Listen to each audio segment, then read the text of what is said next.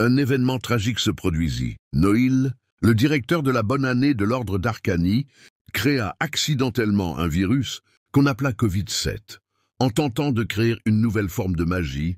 Pour améliorer les festivités, Noïl expérimental avec des potions et des substances magiques. Mais un de ces sorts, mal maîtrisé, se transforme en une maladie contagieuse et dévastatrice.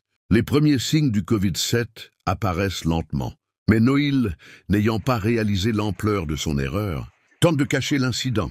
Monsieur Travers, chargé de la santé, fut averti trop tard, mais il chercha à contrôler la situation de manière plus politique que sanitaire. Ne voulant pas que l'origine du virus se sache, il camoufla les premiers cas et n'agissa que lorsqu'il est trop tard, aggravant la situation en refusant de donner les informations essentielles au public. La Francie, sous la direction des trois partis, le Conseil des modernistes, CM, l'Union des provisions royales, UPR, et l'Ordre d'Arcanie, OA, fut l'un des pays les plus durement touchés. Travers se retrouva rapidement dans une position précaire en essayant de dissimuler les véritables origines du virus, allant jusqu'à manipuler les informations pour garder la situation sous contrôle et ne pas perdre son influence. En réponse à la crise et à la pression croissante, M. Travers décida d'agir de manière brutale. Il fit enfermer Noïl en 2022, le créateur accidentel du Covid-7, dans un centre psychiatrique,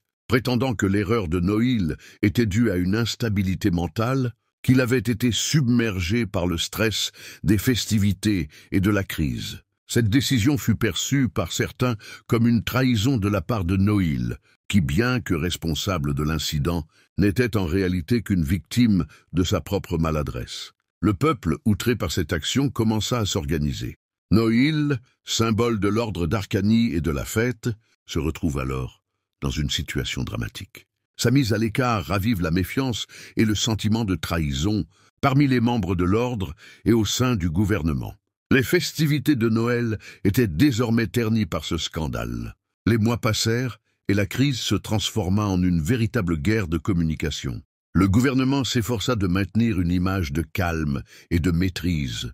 Mais les divergences entre les membres du gouvernement, notamment avec le Père Noël, qui en réalité manipulèrent les événements à son avantage pour exercer un contrôle magique, se firent de plus en plus évidentes.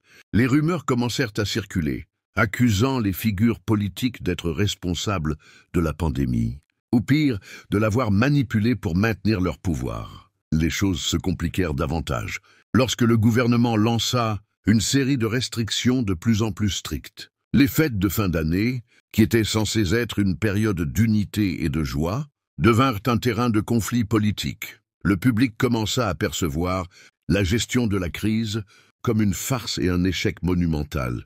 La colère grandit à l'approche des fêtes, et l'opposition, menée par des groupes dissidents comme l'Alliance des magiciens et des politiciens, les anciens alliés de Noël, accuse le gouvernement de trahir la confiance des citoyens. En 2024, le scandale éclata définitivement.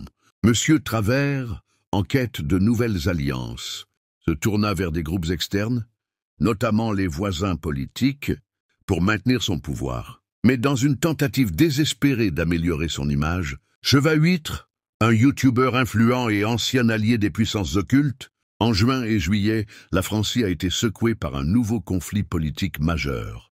Tout a commencé lorsque Chevahuitre, une figure influente sur les réseaux sociaux et personnage controversé, a été accusé par ses abonnés d'un acte irréparable, le vol d'une carte bancaire et la trahison de ses amis proches.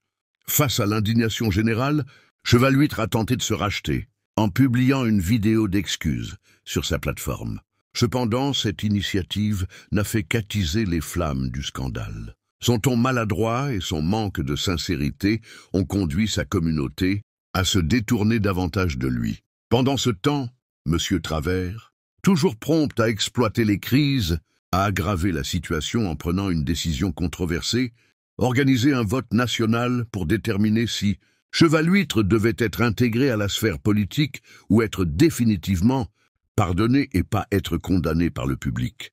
Un vote polémique. Le vote, orchestré par Travers, a été marqué par des débats houleux et des critiques acerbes. Alors que Noël approchait à nouveau, la situation devint encore plus chaotique. La Francie se déchira sous l'effet des scandales politiques et des révoltes populaires. Les fêtes de fin d'année, que l'idée d'un texte de loi a été proposée pour mettre fin à cette opposition. L'objectif de ce texte était simple: trouver un terrain d'entente pour que tout le monde puisse célébrer les fêtes en harmonie. Mais ce texte a provoqué un débat passionné au sein de l'Assemblée. Certains y ont vu une tentative de suppression de nos traditions, d'autres une volonté d'imposer une vision unique. Le peuple criait à l'injustice, et les dirigeants, plus que jamais, se retrouvaient dans une crise de légitimité totale. En fin de compte, l'histoire de M. Travers, de Noël et de leurs alliances fracassées se transforma en une leçon amère sur les dangers de la manipulation politique et de l'inaction. Le monde rit de cette tragédie politique, mais au fond, la Francie restait en ruine. Un royaume de trahison, de jeu de pouvoir et de désenchantement total.